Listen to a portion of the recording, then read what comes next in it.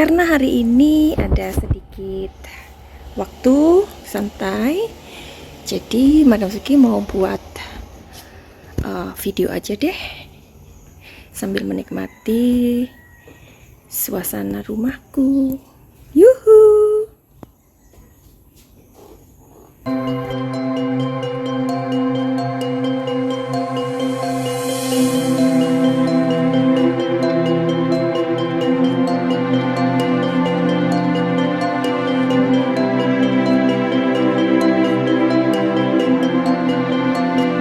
Yuhu! Anybody home? Suara kita disinari oleh kasih dan cinta. Dan buat kalian yang udah kesasar berkali-kali, terima kasih banyak. Dan buat kalian yang baru terdampar ke sini juga, selamat datang. Terima kasih sudah mampir di channelnya Madam Suki. Hari ini kita mau ngebahas lagi tentang, biasalah ya, kita masih ngobrolin tentang kasusnya BC atau Brigadir J. Oke, kita mau membahas sesuatu, tetapi Madam Suki mau melihat di media online ya, karena bagaimanapun kita mesti tahu dari sumbernya baru kita mau bahas, begitu ya. Kenapa begitu? Karena kalau enggak nanti juga ada dari deterjen, netizen yang ngatain, itu ngarang bebas kayak dukun. Ada lagi nanti yang ngatain, oh itu penyihir gitu kan. Oke, anyway, tapi kalian yang udah kesasar kesini berkali-kali, pasti kalian udah mengerti ya bagaimana Madam Suki membicarakan kasus itu dengan sebuah media yang bernama Kartu Tarot. Yuhu! Tapi buat kalian yang udah kesasar kesini berkali-kali, pasti kalian tahu ya kenapa Madam Suki itu melihat kasus atau masalah melalui sebuah kartu tarot. Buat kalian yang baru saja terdampar di sini, jadi kalian juga harus tahu bahwa kartu tarot adalah sebuah seni membaca energi tentang situasi dan kondisi yang terjadi ya. Jadi nggak ada hubungannya dengan mistik, klinik, dan lain-lain. Oke, jadi kita mau cari tahu ya di teras Gorontalo. Jadi hubungan yang tidak biasa antara Putri Chandrawati dan Kuat Ma'ruf alias Om Kuat sempat mencuat ke publik. Meski belum ada bukti kuat yang membuktikan kabar tersebut, namun publik sepertinya mulai mencari kebenaran tentang adanya hubungan mereka ini. Jadi, isu itu pertama kali kan diungkapkan sama Deolipa, yakni mantan kuasanya Baradae, ya kan? Oke, jadi kalian udah tahu ya tentang hal itu. Terus, jadi sekarang ini ada seorang TikToker bernama Aris Wahyudi mulai menganalisa terkait kabar hubungan tersebut. Oke, jadi dikutip dari akunnya TikTok Aris Wahyudi Bank ini, dirinya mengatakan ada sejumlah bukti yang memperkuat indikasi perselingkuhan mereka. Menurut Aris, salah satu buktinya adalah pengakuan Putri kepada LPSK beberapa waktu yang lalu. Nah, pada saat itu, PC menyebutkan dirinya sangat malu tampil di hadapan publik. Ketika itu PC mengaku dilecehkan kan sama BC. Aris berpendapat jika rasa malu yang diklaim PC ini bukan ditimbulkan oleh pelecehan seksual yang ia klaim, ya. Namun hal tersebut muncul karena perselingkuhannya dengan Kuat mulai terendus. Dan Madam Suki sudah membuat videonya itu ya. Ia mengaku jika pada dasarnya korban pelecehan seksual hanya merasa trauma, mereka bakalan bangkit dan melawan para pelakunya. Misalnya dengan mengadukan pelaku pelecehan seksual ke polisi, ya kan? Dan itu juga pernah kita dengar dari Mas Reza, ya, seorang psikolog forensik. Di mana-mana Mas Reza mengatakan, ini nggak ada di sini ya, jadi kita sekaligus untuk menganalisa begitu.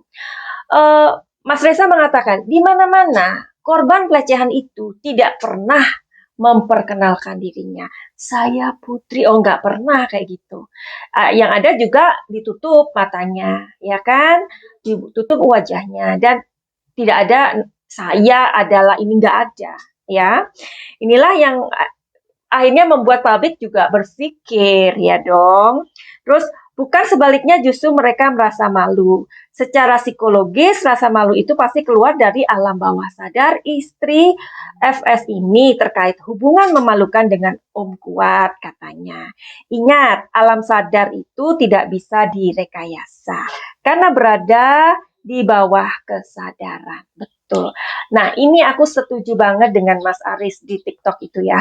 Kenapa? Karena Madam Suki ketika mengobati klien yang mempunyai masalah, Madam Suki juga masuknya ke alam bawah sadar atau pikiran alam bawah sadar.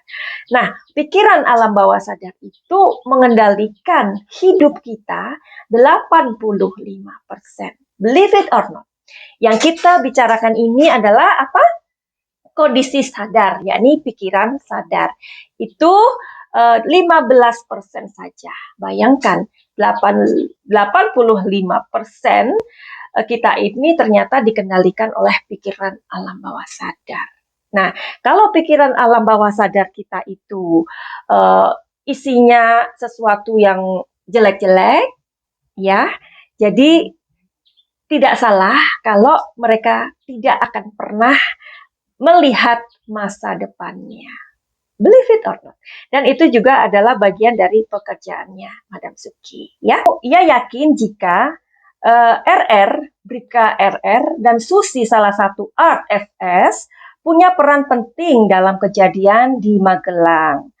Khusus untuk Susi, ia mengaku jika kemungkinan besar bila tangisan dari sang art bisa jadi banyak motif menutupi apa yang sebenarnya terjadi di Magelang. Tangisan ini biasanya atau bisa jadi hanya motif. Apalagi Om Kuat sangat murka saat PJ ada di kamar PJ, tegas dia. Aris meminta agar polisi membuka kasus ini secara terang benderang. Apabila publik sudah sangat bingung dengan kasus PJ yang terlalu banyak drama, motif utama harus diungkap karena publik merasa banyak yang bertanya soal itu. Lanjut, FS kian terpojok dengan pengakuan dari para ajudannya tentang kematian BJ. Pengakuan kali ini datang sesama tersangka Brigadir J yang juga ajudan FS yakni Bribka RR. Ini kayaknya penting kita tahu ya. Yang terbaru, Bribka RR ini membongkar tentang apa yang sebenarnya terjadi usai eksekusi BJ di rumah FS. Bribka RR pun mengungkap peristiwa yang sebenarnya soal pembunuhan berencana terhadap Yosua atau BJ. Melalui kuasa hukumnya ini, RR terang-terangan mengungkapkan peristiwa berdarah yang melibatkan FS, BE, PC, dan Kuat Ma'ruf. Ia juga terus menyudutkan FS dengan mengatakan bahwa mantan Kadif Propam Polri ini juga menembak BC, dan kita tahu bahwa FS sudah menyangkal, ya pasti ya, namanya orang membela diri gitu. Jadi pada saat reka ulang atau rekonstruksi itu adalah kesempatan bagi mereka yang terlibat itu untuk menyangkal seperti itu ya.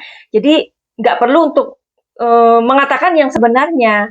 Justru di situ mereka adalah memiliki sebuah peluang ternyata. Belum lama ini masyarakat Indonesia dihebohkan dengan aksi pelukan FS dan PC saat rekonstruksi pembunuhan tersebut. Namun aksi pelukan antara FS dan PC ternyata hanya akting belaka. Salah satu tersangka dalam kasus BJ sekaligus ajudan FS yakni RR membongkar fakta sebenarnya terkait pelukan FS dan PC.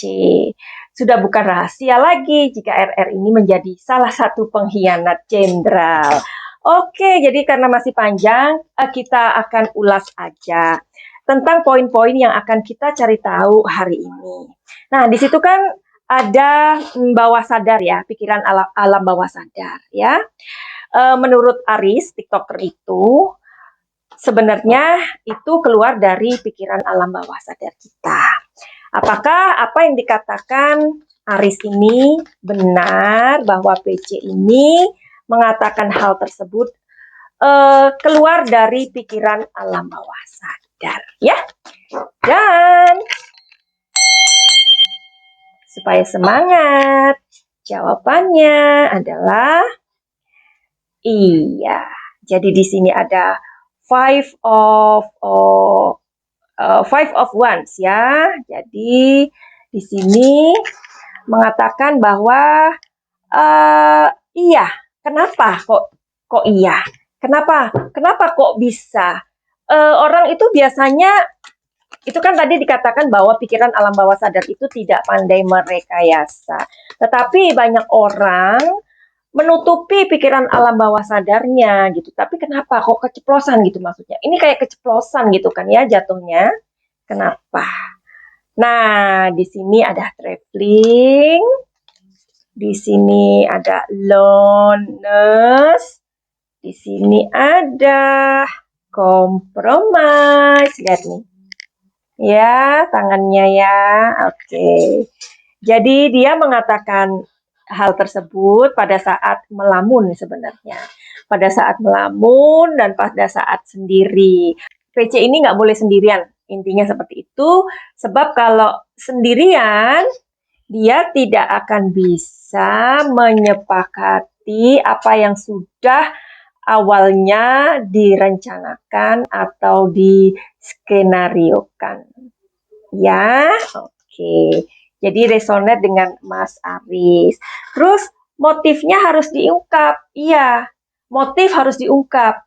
Kalau kita mendengarkan dari Bapak Mahfud MD, Bang Deoliva, dan banyak lagi ya, bahwa motif itu sebenarnya nggak penting, tapi bisa sebenarnya diungkap. Selama motif ini tidak diungkap, masyarakat atau deterjen itu pasti akan lebih berbusa-busa, akan lebih mencari tahu.